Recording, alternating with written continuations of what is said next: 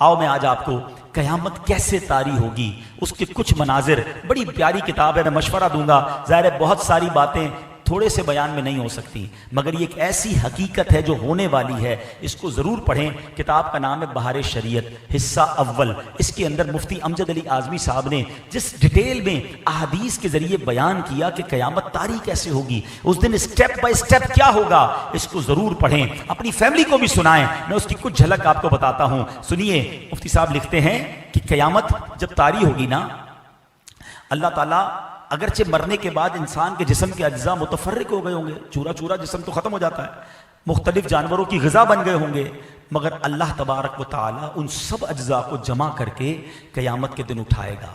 हशर सिर्फ रूह का नहीं है, याद रखिएगा, रूह और जिस्म दोनों का है। ऐसा नहीं कि सिर्फ रूहें उठेंगी, बल्कि जिस्म भी पूरे बनकर उठेंगे। क़यामत के दिन लोग अपनी कब्रों से बेलिबास नंगे पांव उठेंगे। कोई पैदल होगा, कोई सवार होगा, बास तन्हा सवार होंगे और किसी की सवारी पर 2-2, 3-3, 4-4 अफराद होंगे, किसी पर 10 होंगे। काफिर मुंह के बल चलता हुआ महशर के मैदान में आएगा, किसी को मलाइका घसीट कर ले जाएंगे और किसी को आग जमा करेगी। ये मैदान महशर कहाँ होगा? ये मुल्क शाम की सरजमीन पर होगा। जमीन कैसी हमवार होगी, कैसी प्लेन होगी कि फरमाया राई का दाना गिर जाए तो दूसरे किनारे से भी नजर आएगा। इतनी इक्वल सरफेस होगी कयामत के दिन। जमीन मिट्टी की नहीं, अहदीस में आता है जमीन तांबे की होगी। आफताब, सूरज 1 मील के फासले पे होगा।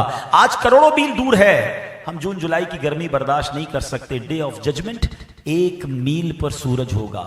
अब फरमाया कि अब यहां पर क्या होगा कि अब लोगों की तो गर्मी का आलम क्या होगा कि भैजे, बताया किताबों में लिखा कि दिमाग खौलता होगा गर्मी से, प्यास के मारे जबानें बाहर आ जाएंगी, इतना पसीना बहेगा कि किसी के टखनों तक, किसी के घुटनों तक, किसी की पीठ तक, और गुनाहगार तो अपने पसीने में डुबकियां खा रहे होंगे।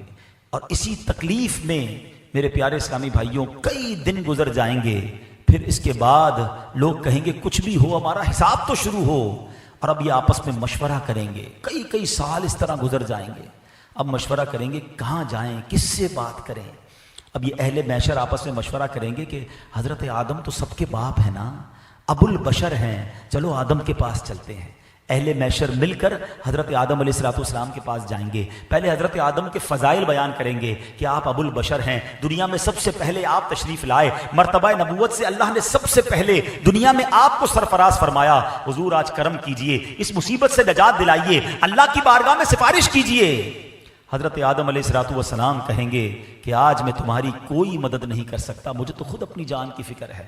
रब अज़्ज़ व जल ने ऐसा गज़ब फरमाया है कि पहले कभी ऐसा गज़ब नहीं फरमाया, तुम किसी और के पास जाओ। वो कहेंगे हुज़ूर हम किसके पास जाएं, आप तो बताएं। वो कहेंगे नूह के पास जाओ। ये अहले महशर मिलकर हज़रत नूह अलैहिस्सलाम के पास जाएंगे, उनके फ़ज़ाइल बयान करेंगे। हुज़ूर आप नूह अलैहिस्सलाम हैं, तूफ़ान नूह में रब ने आपको कश्ती अता फरमाई, कई मौजज़ात से नवाजा, हुज़ूर अल्लाह की बारगाह में सिफारिश कीजिए। हज़रत नूह कहेंगे आज मैं तुम्हारी कोई मदद नहीं कर सकता, किसी और के पास जाओ। वो कहेंगे हुजूर आप ही बता दें कहाँ जाएं। कहेंगे हज़रत इब्राहीम खलीलुल्लाह अला नबीना वालिस्सलाम के पास जाओ। ये सारा महशर हज़रत इब्राहीम के पास जाएगा। वो भी कहेंगे मैं आज तुम्हारी मदद नहीं कर सकता, किसी और के पास जाओ। लोग अर्ज़ करेंगे हुजूर किसके पास जाएं।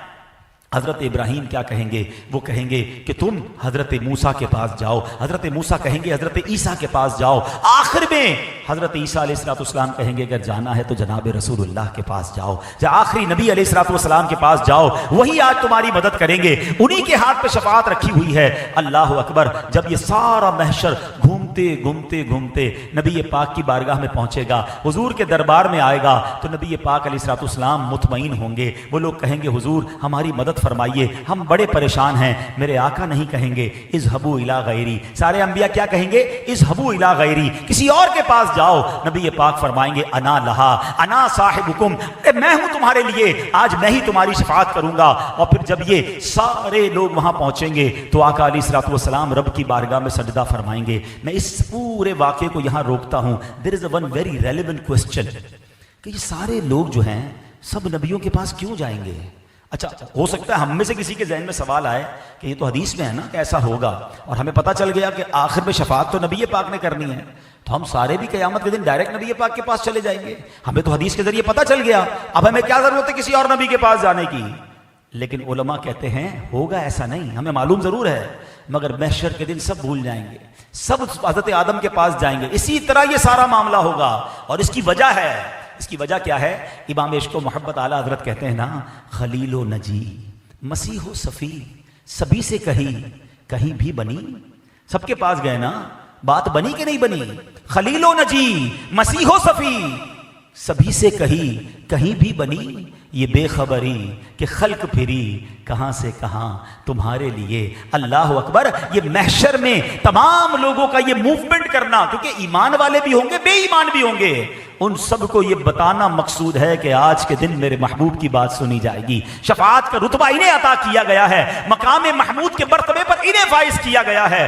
اب جب یہ سارے لوگ نبی پاک کی بارگاہ میں پہنچیں گے، اللہ اکبر! ہمارے آقا اس دن بھی امت کو مایوس نہیں کریں گے، سجدہ فرمائیں گے، اللہ کی بارگاہ میں امت کے لیے التجا پیش کریں گے۔ سنو رب کی طرف سے کیا ارشاد ہوگا، حدیث کی کتابوں میں یہ الفاظ موجود، یا محمد ارفع راسک وقل تسمع وسل تعطى واشفع تشفع، اے محبوب اپنا سر اٹھائیے، آپ کہیے آپ کی بات سنی جائے گی، مانگیے جو مانگیں گے دیا جائے گا، آپ شفاعت کیجیے آپ کی شفاعت مقبول ہے۔ اور اب نبی پاک علیہ الصلوۃ والسلام شفاعت فرمائیں گے۔ اب سنتے جائیے شفاعت کیسے ہوگی، اللہ کے حبیب علیہ الصلوۃ والسلام شفاعت والے دن کیا کریں گے۔ اللہ اکبر! نبی پاک کے پاس پہلے تو ایک جھنڈا ہوگا۔ جنہوں نے حج کیا ہے نا وہ ذرا میری بات جلدی سمجھیں گے، 30-35 لاکھ 25 لاکھ جب حج پہ لوگ ہوتے تھے تو پنجابی میں وہ کہتے ہیں نا، لگ پتا جاتا ہے رش کہتے کس کو ہیں، 25-30 لاکھ میں اتنا رش۔ اور آپ نے دیکھا ہوگا کہ خیموں کو آئیڈینٹیفائی کرنے کے لیے بڑے بڑے بینر لگائے جاتے ہیں، بلون بڑے بڑے ہوتے ہیں کہ یار یہ یلو کلر کا بلون ہے نا، یہاں جنوب ایشیا والے ہیں، ادھر ہی اپنا خیمہ ہوگا، کیونکہ جب کراؤڈ زیادہ ہو تو جھنڈا یا بلون اونچا لگانا پڑتا ہے۔ 25-30 لاکھ لوگوں میں یہ حال ہے، جب اربوں لوگ ہوں گے، آپ نے امیجن کیا قیامت کے دن کتنے لوگ ہوں گے؟ 8 ارب تو ابھی دنیا میں لوگ ہیں نا، اور کب سے لوگ آ رہے ہیں، اور قیامت تک کتنے ہوں گے؟ یہ سارے محشر کے میدان میں ہوں گے، مسلمان غیر مسلمان سارے۔ اٹ مینس اگر ہم ایک امیجنیشن کر لیں کہ 50 ارب لوگ ہوں گے قیامت میں، 50 ارب کا کراؤڈ، اچھا ہم نبی پاک کو کیسے ڈھونڈیں گے؟ ابھی تو 25-30 لاکھ میں عرفات میں جو کھو جاتا ہے وہ اپنا خیمہ نہیں ڈھونڈ سکتا، اب اربوں خربوں لوگوں میں اپنے آقا کو کیسے ڈھونڈوں گا؟ سبحان اللہ! اب کیا خوبصورت انتظام کیا کہ حدیث میں آتا ہے میرے آقا فرماتے ہیں مجھے لواء الحمد عطا کیا جائے گا، مجھے ایک پرچم عطا کیا جائے گا۔ وہ پرچم کتنا بڑا ہوگا؟ فرمایا اس پرچم کی لمبائی کئی ہزار سال تک، اگر گھڑ سوار گھوڑا دوڑاتا رہے تو اتنا لمبا وہ پرچم ہوگا۔ اچھا وہ پرچم نبی پاک فرماتے ہیں اے علی تم ہی وہ واحد پہلے شخص ہو جس کو میں پرچم ہاتھ میں عطا کروں گا۔ مولا علی کی شان دیکھو کہ آقا اپنا وہ پرچم مولا علی کے ہاتھ میں عطا کریں گے۔ اے پرچم لگانے والوں تمہیں مبارک ہو، اے میلاد کا جھنڈا لگانے والوں تمہیں مبارک ہو، قیامت کے دن بھی آقا کی پہچان وہ پرچم ہی ہوگا۔ دور سے نظر آئے گا کہ دیکھو وہ پرچم ہے اور میرے آقا وہاں ہے، چلو وہاں چلتے ہیں۔ سبحان اللہ! اب آگے چلیے، نبی پاک علیہ الصلوۃ والسلام فرماتے ہیں کہ مجھے ایک اجازت دی گئی، ایک آفر کی گئی، حدیث کا خلاصہ ہے کہ یا تو شفاعت لے لو یا تمہاری آدھی امت کو بخش دیا جائے۔ آقا فرماتے ہیں میں نے شفاعت لے لی کیونکہ وہ زیادہ برکت والی ہے، کیونکہ وہ زیادہ مسلمانوں کے لیے فائدہ مند ہے۔ سبحان اللہ! یعنی نبی پاک نے امت کے بارے میں کس قدر خیال فرمایا۔ آقا کیا فرماتے ہیں؟ میری شفاعت میری امت میں ان کے لیے ہے جو کبیرہ گناہ والے ہیں۔ ایک اور جگہ نبی پاک فرماتے ہیں روئے زمین پر جتنے پیڑ اور ڈھیلے ہیں، ڈھیلے اور پیڑ ہیں، قیامت کے دن میں ان سب سے زیادہ آدمیوں کی شفاعت فرماؤں گا۔ ایسی شفاعت آقا کی، سبحان اللہ! پیارے آقا علیہ الصلوۃ والسلام کی امت سے پیار دیکھو۔ حدیث کا خلاصہ آقا فرماتے ہیں قیامت کے دن انبیاء کے لیے سونے کے ممبر ہوں گے، نور کے سونے کے ممبر ہوں گے۔ سارے انبیاء اپنے ممبر پر بیٹھیں گے، میں اپنے ممبر پر نہیں بیٹھوں گا، اور اس لیے میں نہیں بیٹھوں گا کہ اللہ کے حضور کھڑا رہوں گا اس ڈر سے کہ کہیں مجھے جنت میں نہ بھیج دیا جائے اور میری امت پیچھے رہ جائے۔ ہائے ہائے! ذرا سمجھ رہے ہو اس بات کو؟ میں اور آپ چاہیں گے کہ ہم جنت میں جلدی چلے جائیں، آقا فرما رہے مجھے یہ ڈر ہوگا کہ کہیں مجھے میرا رب جنت میں نہ بھیج دے اور میری امت پیچھے نہ رہ جائے۔ آقا فرماتے عرض کروں گا اے میرے رب میری امت اللہ فرمائے گا اے محمد تیری کیا مرضی ہے, میں تیری امت کے ساتھ کیا کروں؟ عرض کروں گا اے میرے رب ان کا حساب جلد فرما دے, پس میں شفاعت کرتا رہوں گا یہاں تک کہ مجھے ان کی رہائی کی چھٹیاں ملیں گی جنہیں دوزخ میں بھیج چکے تھے, یہاں تک کہ مالک کے داروغہ جہنم جو ہوں گے, حضرت مالک جو جہنم کے داروغہ ہیں, وہ عرض کرے گا اے محمد آپ نے اپنی امت میں رب کا غضب نام کو نہیں چھوڑا. اللہ اکبر, یعنی نبی پاک اپنے امتیوں کو پہلے تو شفاعت فرمائیں گے, پھر جو جہنم میں چلے گئے ہوں گے انہیں بھی نکال کر جنت میں داخل فرمائیں گے. اللہ اکبر, ایسے مہربان آقا ہیں. ذرا غور کیجئے, مولانا حسن رضا خان صاحب قیامت کے اس منظر کو, نبی پاک کی اس مہربانی کو اپنے کلام میں کس پیارے انداز میں بتاتے ہیں. کہتے ہیں عزیز بچے کو ماں جس طرح تلاش کرے, بچہ گم ہو جائے تو ماں کا کیا حال ہوتا ہے, بے قرار بے چین. کہتے ہیں نبی پاک کا حال یہی ہوگا قیامت کے دن بھی. عزیز بچے کو ماں جس طرح تلاش کرے, خدا گواہ یہی حال آپ کا ہوگا.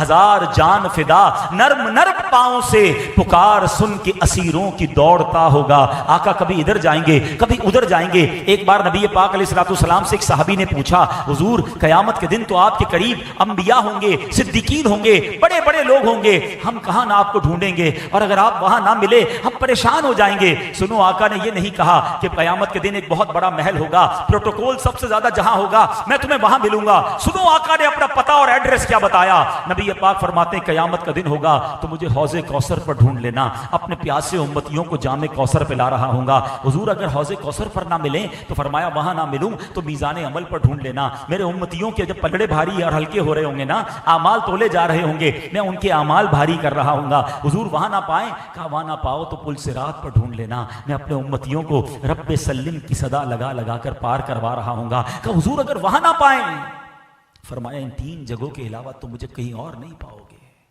آئے ہائے, ذرا غور کرو, آقا کا کام قیامت کے دن بھی ہمیں یاد کرنا ہوگا, ہمیں ہی بچانا ہوگا, ہماری ہی شفاعت کرنا ہوگا. سنو, ہر نبی کو ایک اسپیشل دعا دی گئی ہے. آقا فرماتے ہیں وہ ویسے تو نبی کی ہر دعا قبول ہے مگر ایک دعا خاص دی گئی. اللہ کے حبیب فرماتے ہیں سارے نبیوں نے وہ دعا کر لی ہے, میں نے وہ دعا قیامت کے دن کے لیے بچا کے رکھی ہے, اور وہ دعا میں اپنی امت کے لیے کروں گا. اللہ کی بارگاہ میں اپنی امت کے لیے فریاد کروں گا. اے میرے پیارے اسلامی بھائیوں, کس کس مہربانی کی بات کی جائے. سنو, پیارے آقا علیہ الصلوۃ والسلام فرماتے ہیں کہ قیامت کے دن حضرت ابراہیم بھی میرے لیے یعنی میری رحمت کے محتاج ہوں گے. اس دن حضرت ابراہیم کو بھی میری مدد کی ضرورت ہوگی. اللہ اکبر, یہ شان ہے سرور کائنات علیہ الصلوۃ والسلام کی.